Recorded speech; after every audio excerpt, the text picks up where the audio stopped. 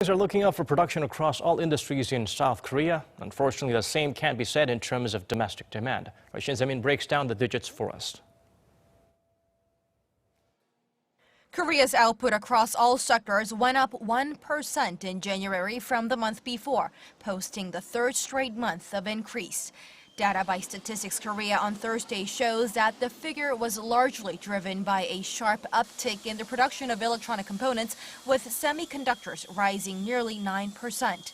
Industrial production in the mining and manufacturing sector went up 3.3% in January from the month before, continuing an upward streak that started in November. The statistics agency linked the gains to the steady rise in exports, as the country's manufacturing sector takes up a large portion of its outbound shipments.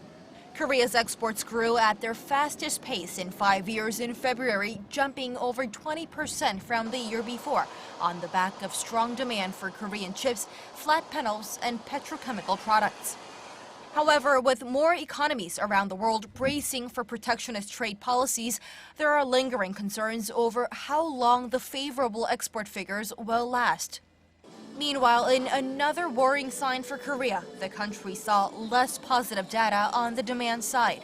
Retail sales fell 2.2% in January from the month before, marking the first time since the global financial crisis that the figure has dropped for 3 months in a row.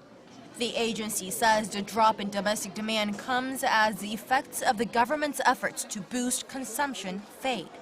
The government's Korea Sale Festa event, which ran from late September to the end of October, helped produce a 5% on-month increase in retail sales in October, but only in that month.